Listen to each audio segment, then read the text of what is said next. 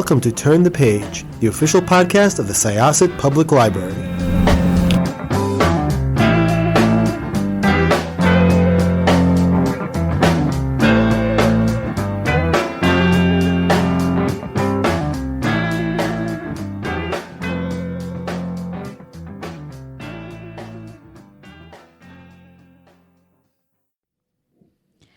Hi, this is Jessica, and I'm here with Jordyn, Boscia, and Matthew Zimmerman. And we're going to turn the page on Syosset Library Turn the Page podcast. So, Jordyn is a Syosset alum. Yes. Yes, and we heard that Jordyn is involved with. I am the producer, writer, and creator of a new web series called End of Day. And and I am. I directed it for Jordyn. I'm not a Syosset alum, but that's I love okay. it here. I've been coming here for 2 years now. Oh, nice! I've very much been accepted here as like a little bit of a second home, and I love it. It's not. It's certainly not a requirement to be a Syosset alum to be on the podcast. But working with Jordyn, and we're very eager to hear about it. It's end of the day or end of day. End of day. Yep. Okay, so really quickly, if you went to Syosset. Did you do elementary through high school? Yeah, so I started out at AP Willits. I then went on to Thompson, and then I graduated from Syosset High School, so I was here forever. I'm and I always go over this with the people who are Syosset alum. I'm Robbins Lane, Southwoods, Syosset High School myself. So, and where did you grow up? I grew up. I'm from a military family, so we grew up all over most of the South. Like as far north as Virginia was about as far as I ever came, but I've been in New York for about 5 years now. Very nice. So, would you like to tell me a little bit about End of Day? Yeah. So about I guess like a year and a half ago now, we were kind of bouncing around the idea of wanting to create something and kind of get our feet wet and put ourselves in the room with people and kind of create content for people to view. Matt is an actor by trade, and I went to school for producing and management. It was kind of something that we really wanted to be a part of and kind of immerse ourselves into more fully. And with that, I started writing the series. It was something that I was really enjoying. I kind of fell into writing kind of on accident in school, but it was something that I really developed a passion for. And writing the series, we kind of talked about, maybe we'll film it, maybe we'll do it. And little by little, we started kind of gearing up a bunch of people who were really excited about it and who really enjoyed it and wanted to be a part of it. So with that, the series was written. We had a bunch of readings and edits and going around and meeting with a bunch of different people to kind of get their perspective on it. And little by little, it kind of just started to gear up into this full-blown passion project for, the two of us. And we had another team member, Ian Schultz, who is, our director of photography. He edited a ton of the scripts as well. He acts in it. So it was something that the three of us really, just as friends and as collaborators, were really kind of able to learn from and kind of really get the ball rolling with what we want to do with our creative, collaborative lives. Yeah, you don't get... it almost feels very difficult sometimes when, from anyone's perspective, to get yourself opportunity. And now, like in the age of social media, a lot of people like content creation as simple as like picking up your phone. But to create something on a larger scale takes like a certain amount of there's a lot of work that goes into it on the back end that isn't as fun. And I think Jordyn is like very good at that with the production and management background in the way that perhaps Ian and I, who had a little bit more of a creative hat through most of this process up until now, we're planning a premiere right now, and I'm like, how many plates do we need? It's just little things like that are like a struggle, but you have to wear so many hats and that kind of thing. But we'd had like a test run of doing this because we did a play as well. Right before that, we wrote a play and took it to 2 different festivals, and I feel like that was kind of proof of concept for creating something. Would you say? Yeah, no, definitely. And I think it's something that, as the writer of the series, it's definitely intimidating to put your work out there, especially when it's comedy. You just want people to laugh at it. Whether it's laughing at you or with you, it doesn't really matter. I just want people to laugh. So I think when we had written this play together that we did before End of Day, when people received it and really enjoyed like our voice in a comedic way, it kind of gave me the confidence to push forward with End of Day. It was probably quite a jolt.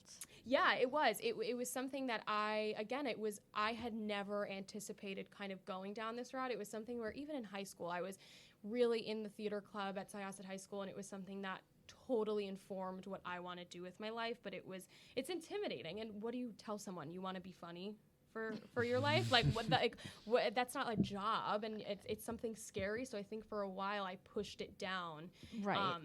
Kind of avoiding it at all costs until I really fell into it, and then people actually liked it. So I was like, all right, I guess I'll just keep going. Did you guys meet in school? Yes. Yeah. Yes, we both met at Marymount Manhattan College, where we've both now graduated from. And we're a couple. Was that clear? Yes. I don't know if that was actually made clear yet. We did meet in school. I graduated about a year before Yes. Jordyn and I graduated, so a year ago, essentially. Yeah. Oh, very nice. Yeah. So what is End of Day about? Yeah, so End of Day is a mockumentary style series that follows the rehearsal process. It is the premiere production of Hamilton the play, not the musical. We are not affiliated with Lin-Manuel At all. Miranda. Sorry, although Lin. if he enjoys it, that's great. If he watches it, that's yeah, great. He doesn't have to he like seems it. pretty awesome. Yeah, no, so- it's definitely something in the plan of kind of sending some We'll tweet him. well-crafted tweets and DMs. And just, like, hey, if you happen to notice. Yeah, exactly. So, but it follows the cast of characters literally of the play, as well as the people that are involved in putting on a brand new production. And it is a ton of fun. Yeah.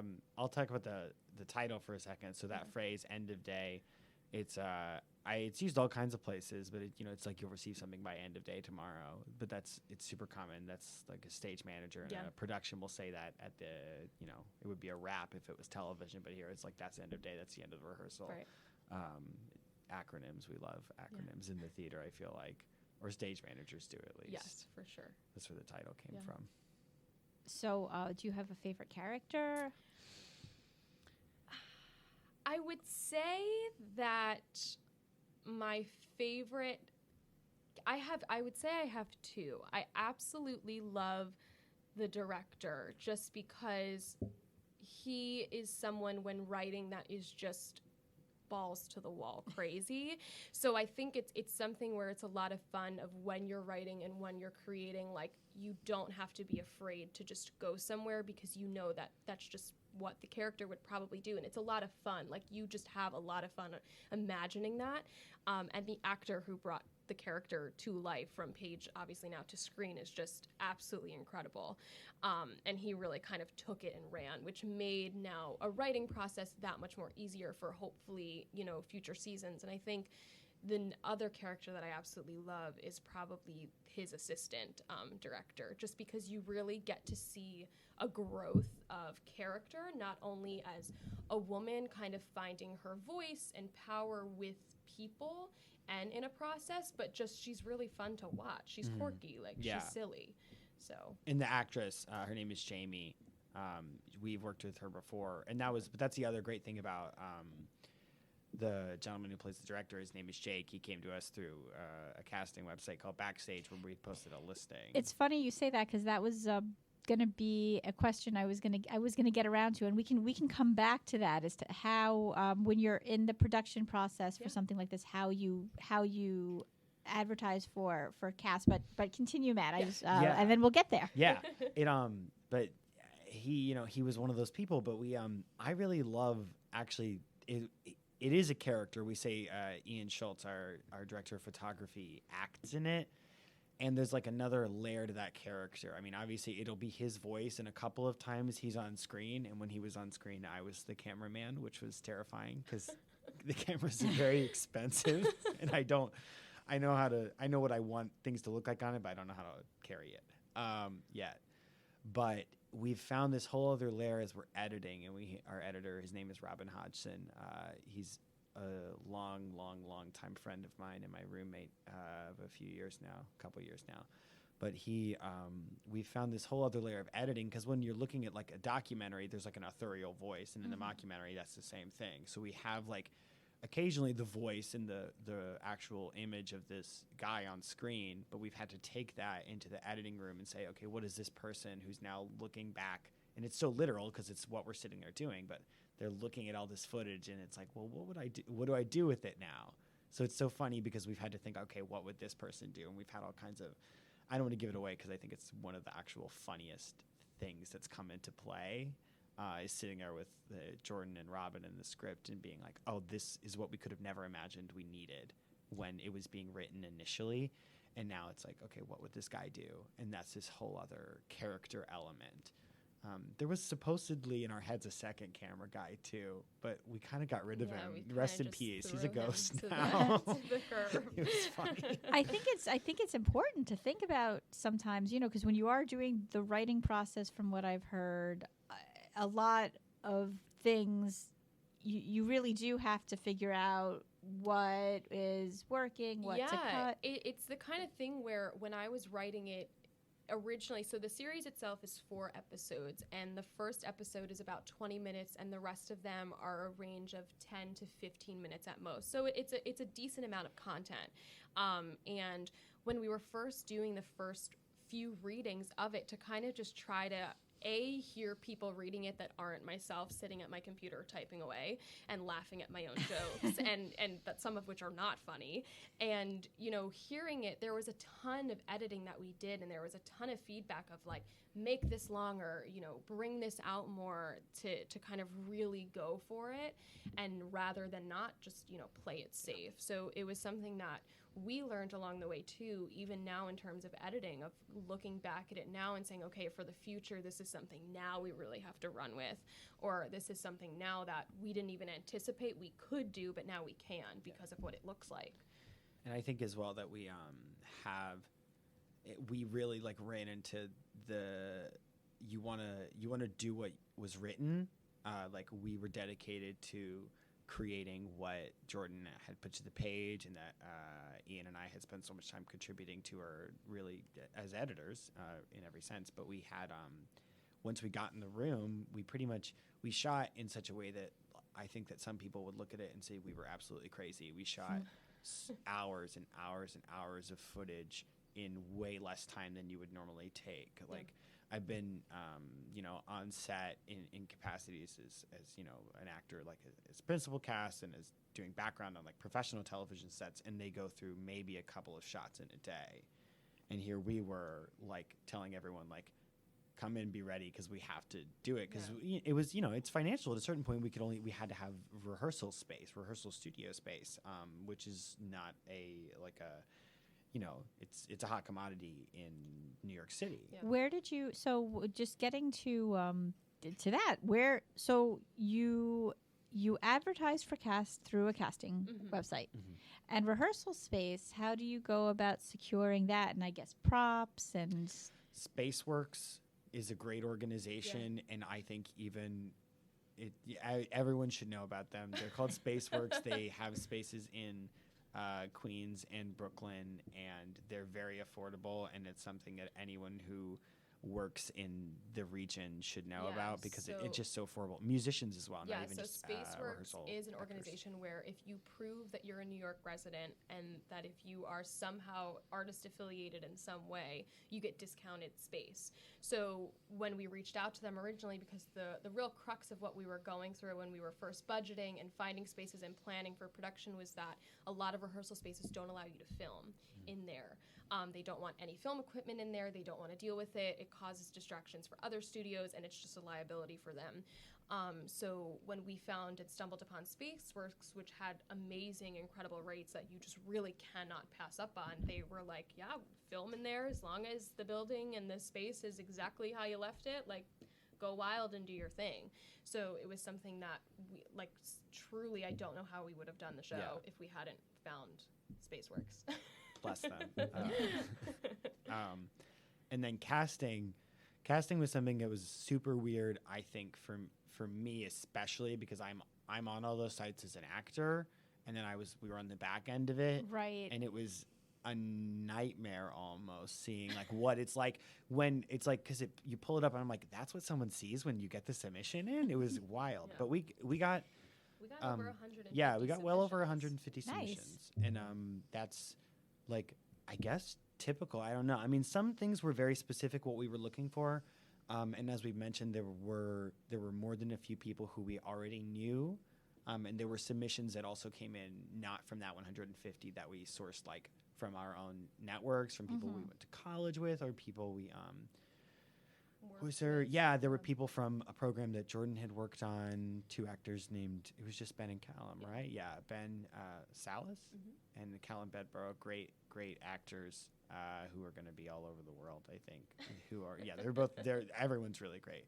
But they came from another program that Jordyn had done. So it's a mix of that, and with the people who you just meet through the casting service, it's they send you their pictures and they send you any real stuff they have, and then we send them what are they're called sides, and it's just little sections of the script, except for one character who did not read from the script. Yes, there was a couple of things where we wanted actors where we knew that they would have fun. We wanted people who we knew were going to show up to set and not be afraid to just try things and just go for it.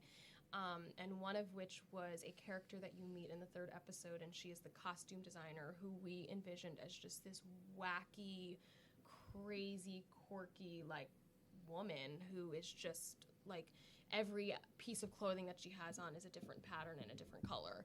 And so in casting her, we asked them to send us an ASMR video doing whatever that they wanted, whether it be with like hairbrushes, food, it didn't matter. We just wanted to see like who was actually willing to sit for literally 30 seconds was the time that we asked to just send us this weird video just talking to us. And the woman who sent it in, Tova, was just like to this day thinking about the video, like it makes me cry It was laughing. 2 minutes long. Yeah, we could not believe when we got it. It was just wild, and it was something where I was like, I don't even care at this point what she does, but we like need her on set.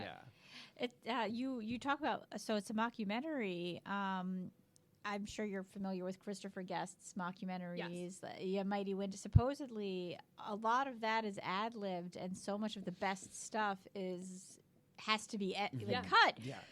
Because the directions are just, okay, so and so and so and so has a conversation about a dog, Right. and there's just you're thinking of what's it called, the one with the dogs, Best in Show, where it's very funny, and you've got like Parker Posey and Michael McKean and just all of these really good actors, and they just go crazy for shot after shot, and you just can't. The idea that you just can't keep all of it is kind of sad.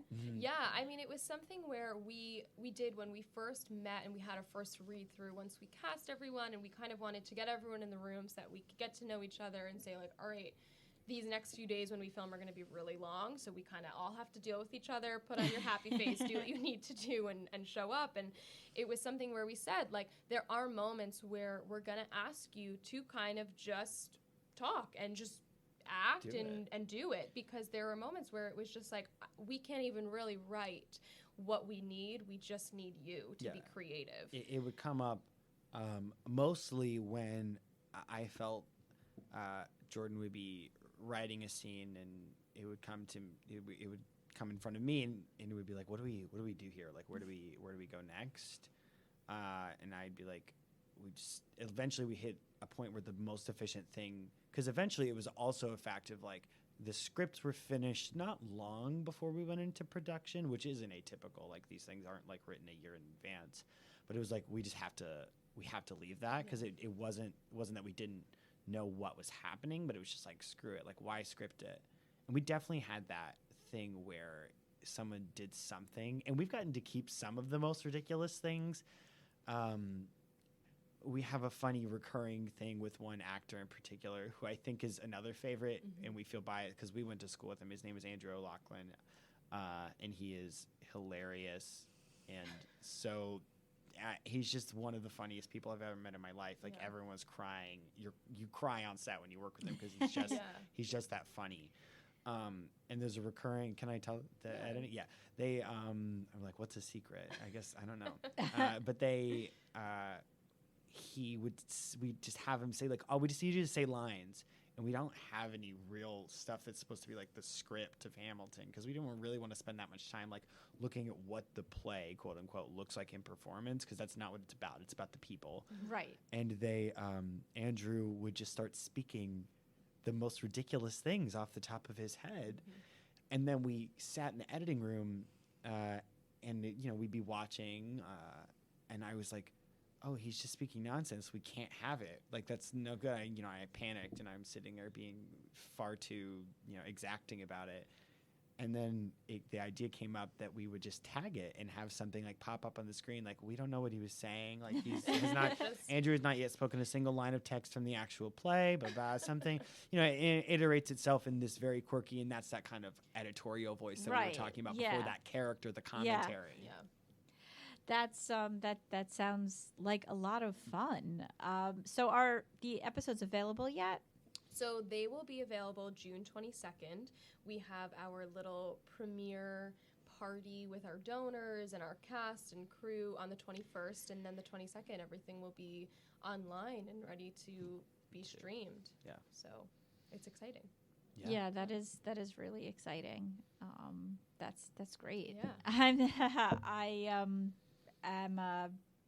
very much looking forward to it. What platform will it be available on? So we're planning on putting it on a bunch of different platforms. We are in the midst right now of actually launching a pretty cool company to kind of host all of these projects that we're planning on doing, which includes End of Day and a bunch of other future things that we'll be able to host on that site. And then we're going to plan on using YouTube and Vimeo and kind of just make it as readily available to whoever wants to kind of click through and find their way through the series. Yeah, there's a route for quote unquote distribution of things. It takes, like, we talked about them, like there's festivals for web series and stuff like that, and we thought that what was more important for us with this first project was just putting it where people can see it and sharing it with who we know, because we know a lot of people, and we want them to like see the fruits of our labor, not kind of put it out into the world of strangers and competitive environments, because that wasn't like the spirit that it was created in. It was very much like, we want to share this with our community, and people have really been excited about it. I think Jordyn, all through her last year of college, would come up and be like, people are like, what's happening with the web series? When's the web series coming out? I'm excited. I think by the time this airs, it'll be out already, but I'm really excited to see it. It's really been exciting, the reception of people kind of waiting for it to come out. I don't really think any of us anticipated that. It was the kind of thing of like, I knew my mom would be excited, but I didn't know like people were genuinely going to be following us along on social media and seeing what we're doing and reaching out to people who have been involved to ask about it and get the kind of information that they want and to really see where it's going. Do you guys have favorite web series that either are at the moment or that you've watched in the past? There's like OG theater web series submissions only, Yes. which is very much, we're not like in that realm. We're doing something different, but that's like something that I think every like theater kid just knows about, and it's kind of, you were just like, I mean, theater people are obsessive by nature. Yeah. I think so. We know about that. Like a lot of people are. Yeah, I think. and I think that's kind of at least in our experience, that's kind of the web series that everyone goes back to kind of see what they did and to follow suit in terms of, the production process and the fact that they actually got their content out there. And eventually, it was the kind of series that little by little, like really cool guest stars would come on in the Broadway community that were like, I really want to be on your show. Yeah. And so it was something that I think a lot of people, especially in the theater community or who start out in the theater community, kind of try to emulate, whether or not the content is the same, but the process of making a series itself. I know I started watching a few web series a while back. I know The Guild was really big, which is about gamers. There was one called The Burg, which was about living in Williamsburg. It was like a bunch of hipsters living in Williamsburg. I think that the shame about it, and you can find if you like, it's almost the problem, I think, comes from the fact that you have to go looking for the content Well, a lot of the time, and that's but almost that's a shame. exactly what it is a shame. It is Yeah. a shame because I came upon them. I mean, I came upon the Guild because I liked the actress Felicia Day, Right. who worked with Joss Whedon on a few things, but Dr. Horrible's sing along blog. Yeah. Oh yeah. Yeah. Yeah, which was So great. good. Yeah, it was, which was fun, and that's kind of how I found my route to her. And then the Berg, somebody told me about, but it is a shame because so many of these are so good. Right. And I think that's why, especially, we are trying to make it so accessible and trying to kind of push ourselves on social media, just because that is where people find it. We've along the way found so many other series that are really big and getting really big accolades and awards and being a part of really big festivals just because we found them on Instagram, and little by little we would follow them, they would follow us, they would share our page for their audience to eventually watch our show, and it kind of created this nice community amongst collaborators that some of which we've never even met. Yeah. But And the just saddest part want of their it is work sometimes out it's like there. I'm sitting and I'm cheering on like someone's like successes, like another festival, that one's in London, and that one's you're like, oh my gosh, how's this even happening? And it's like, I just want to watch the darn thing. I just wish I could watch what you guys have done.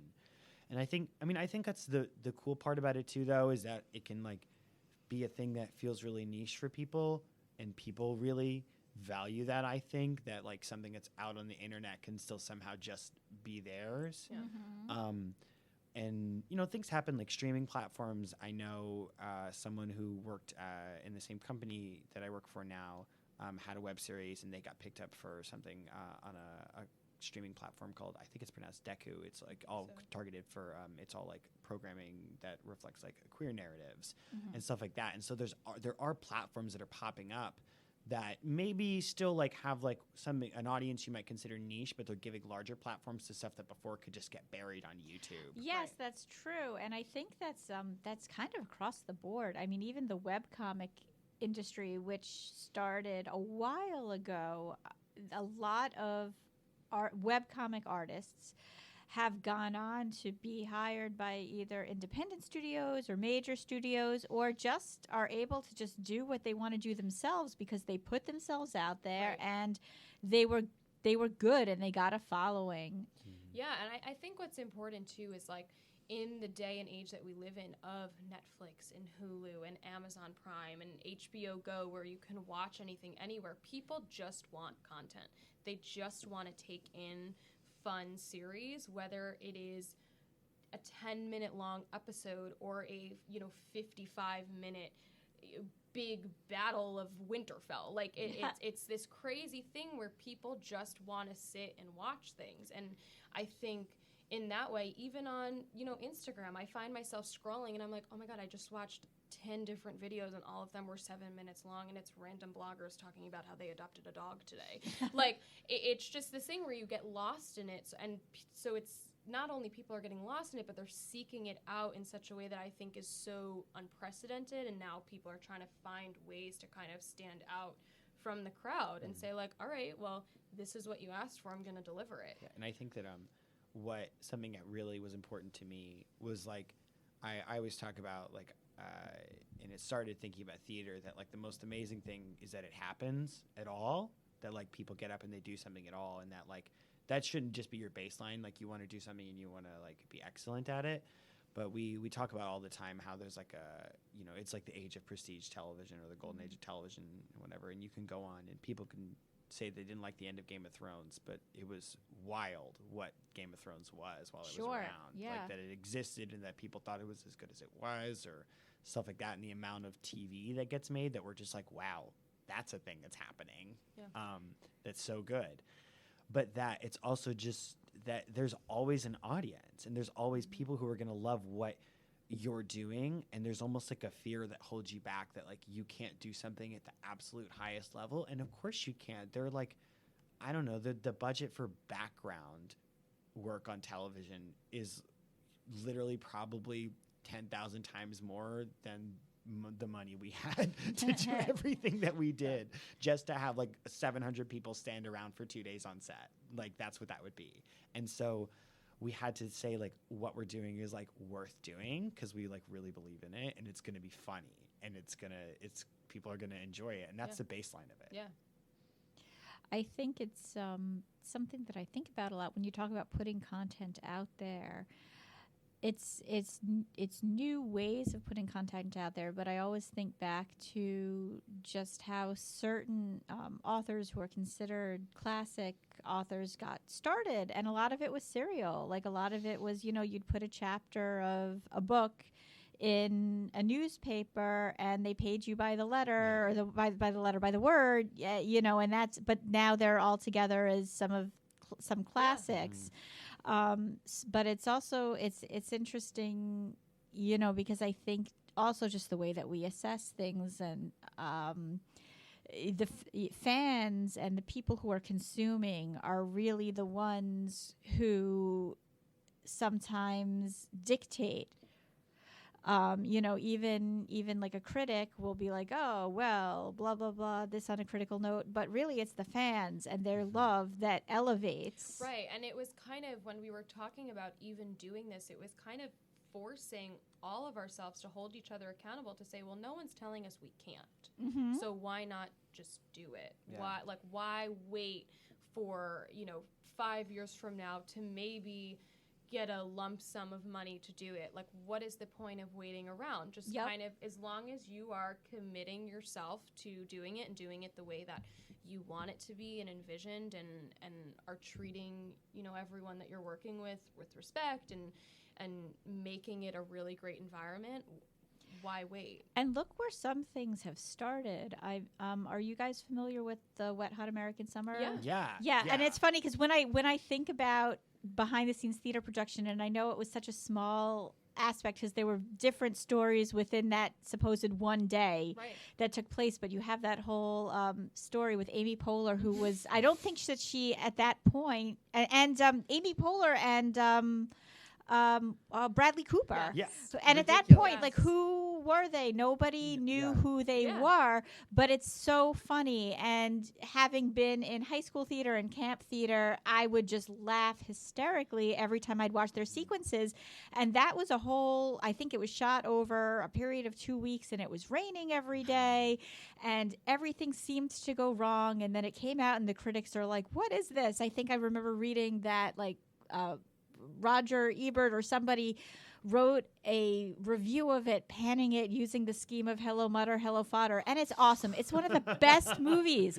It's so funny. It's one of my go-to movies that, of course, like if my kids are around, we're not watching it, but my husband and I watch it again. Oh, totally. My husband and I all the time, we're like, yeah, I'm kind of bored. What are we watching? Are we watching this or Hot Fuzz?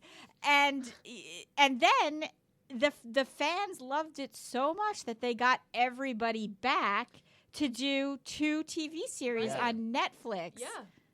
No, it's the kind of thing where you just don't know who's watching, and you really don't know, like, and you have to put yourself out there, like you were saying. Because if you don't put yourself out there, you're someone with a lot of great ideas, and that's awesome and good for you, and that's a really great feeling to have all this kind of creative energy and scripts on your computer and your notebook, but it's like, what are you doing with it? If you're not doing anything with it, you're not learning, and you're not showing someone what you can do. Like silly things. I'm sitting now and kind of brainstorming and getting things together to, write a season 2 of End of Day. And it's something where I am now at a place where I feel so much better with the characters that I've created and the story that I've created because of what I was able to learn from the first season. And if you don't like do part of before you put yourself out there, you have to do it. And if you don't do it, you're never going to get better at it. And then it's an endless loop. I mean, we could sit there and look, and it's funny at the first shots that we took, and then the shots we were doing in the last day. And that's about a learning curve of maybe time on set about 35 hours. And it's already so much better. And that's because we are kind of at the beginning of whatever this is going to be and like the journey that this is. we aren't people who went to film school really and truly, in which you might get a lot of like really technical training. And that's another way to do this, and all respect to people who did it that way. But we kind of just did this guerrilla style, and we had to go for it. But all kinds of things come from that energy in that place. I think of like Always Sunny in Philadelphia, which people adore, and Broad City too, right? Oh, that's true. Yeah, very much from that place. And it's like, you just have to do it. And we talk all the time where we're like, okay, we will need, next time we do this, like we have to have like someone who's going to be like an AD on set, like, because we were like, we can't do it. We weren't doing it alone. We had great help. From another Syosset, someone else from Syosset, yes, Nicole Sack. She graduated from Syosset High School too. She came on set. We desperately needed literally someone to run a hold boom our mic. Well, I mean, you're welcome to come back and bring her along as well. After when you guys are producing the second season, we would absolutely love to follow up.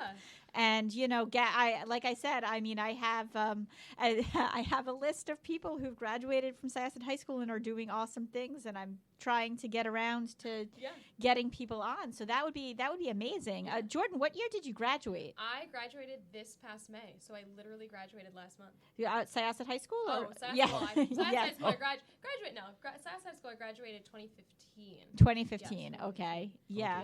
And you graduated, and you graduated college this month. So you're like off and running, and you are a year older. You said, Matt. Yeah. I came out of high school in 2014, Colonial Forge High School in Stafford, Virginia. I did like it a lot. It was a great place to be. And then Marymount Manhattan College. Go Griffins. Did you do Jordyn? Did you? So you did the theater. Did you do musical theater So I did everything at Syosset High School. You could probably find some very embarrassing YouTube videos of some of the productions. But I did. I started out. I took all of Jean Connor's classes, who is an amazing educator, and now a friend. We still keep in touch, and I still go back to the high school and talk to his classes, and try to give them some advice, maybe. But I did all of the Shakespeare productions, the musicals, the plays, the improv competitions we would do. And I think when I started out in the theater group in high school, I was very intimidated to join. I really wanted to do it, but it's scary to put yourself out there, and there are all these really intense, really talented performers who they knew that's what they were doing, and they take voice lessons outside, and they've been doing it since the 5th grade, and when you're in high school, it's like a scary place. And I really did find myself and like my core group of people that I still keep in touch with to this day, whether it be passing them on a random street in New York, or some of my best friends who were kind of all dispersed now across the country. But it was a great, I really don't know what I would be doing like with my life if I wasn't in the theater club in the high school, just because I think I started out and I was like, I'm gonna go for poli-sci, and then I got into the theater club and I was like, I'm gonna do this instead. It's a very common narrative. I'm gonna do this very instead. Common narrative, actually. There's like a weird crossover between entertainers and lawyers on personality tests. Yeah. You can Google it. Yeah. Did you at all? I know there's the forensics club. Did you? I didn't. It was something that I think I was really interested in, but honestly, like when you're in the theater club at the high school, it takes up so much and of so your time. And so does the forensics club too. So I think I had to ask, because I know there's usually a lot that goes into both, and sometimes people cross over. But it's not always, because you really are splitting. Yeah, and sometimes they don't cross over on purpose. It's like it's like a weird, especially because when you think about it, like some of the forensics competitions in the categories of what they're doing, they are performing. It's just they do monologues. Very much the same stuff. Exactly the same thing. It's just kind of a different usage of your brain sometimes, depending on what you're doing. But I mean, when you're looking at a politician or a debate, they're performing. That's exactly what they're doing. So I just couldn't find myself in the forensics club, but I was always an ACT. But we do love forensics club people. Yes. Of all kinds. Yes. I'm sure we know many of them. Sure yeah, like I mean, you don't know. We don't talk about it anymore at this point in high school so much, but you definitely know people who did. Oh yeah. All over. For sure. Well, is there anything else you wanted to share about End of Day? June 22nd, episodes 1 and 2. Yeah. And then 3 and 4 will be the weekend following. it'll be the 29th. I believe so. And I didn't go to school for math. But we're really excited to share it. We're really excited to get to come out and talk about it a little bit, which this is is really, awesome. really very exciting to even just like, you talk about it and you're like, whoa, it's really about to happen. Yeah, So it's that's crazy. kinda wild. It's really crazy, but I'm very thankful and excited for all of the Syosset people who are just as excited about it. You know, I may not still be a Syosset resident, quote unquote, but it's something that I always still kind of go back to in terms of a creative process and writing and kind of taking on the memories and the skill sets that I was first learning when I was here. And I think definitely big thanks to, we take a platform to thank everyone who like made it possible for us, Yeah. because we had like donors for both of our families and friends, people who are like, you don't make any money. We work in the exact same like industries, and they're like, here's $20. I was like, oh my gosh. That's another thing. Crowdfunding is Wild. huge. Yeah. You could really, a lot of big projects, they got started crowdfunding. Yeah, Yeah, well, they did. that's what we did, and our mindset was always, as long as we get the first season done and then we have something to show for it, we know and hope that the second time around, when crowdfunding, that people will be still, able and wanting to contribute $1, just and- because they could see it now. They could see where it went and where someone else's money went or where their own money went. And they can watch. I think people now take a little bit of a different perspective. Like, you can watch it for free. You pay $20 to go to the movies sometimes. I think people are like realizing that like they can take part in something in that way, and then they get they get to see the fruits of their what they did. Not only to watch it and view it and enjoy it, but like help make that. It's also experience theirs possible. in a way. Yeah, no, Yeah, absolutely. exactly. It's the kind of thing where when we were even planning this premiere event that we're doing, a ton of our donors are coming, and it was important for us to have them there because it is just as much theirs as it is ours. Because, silly things, we wouldn't have been able to buy, the boom pole that we used if someone hadn't donated $30. Or feed the actors. Yeah. Because we had to feed them. Yes. And I think, it was an unbelievable thing that people were like, we want to help you make this possible. And that, like, and it's so great. And it makes you think that, like, as you go on, you want to be able to do that kind of thing. Like, I try to give $5 if someone's trying to self-produce something, because it's like, I spend money on entertainment. Why not help make entertainment possible? Yeah. Yep. And most of the time, I'm going to be able to enjoy it. Yeah. Yeah. Well, thank you so much. And I'm going to leave an open invitation to come back with Nicole, yes, Nicole no, we will. for Totally. season 2. Yeah. And once again, thank you so much, Jordyn and Matt. Thank you. And we're going to close this chapter of Turn the Page. It's time to close this chapter of Turn the Page. Join us for the next episode.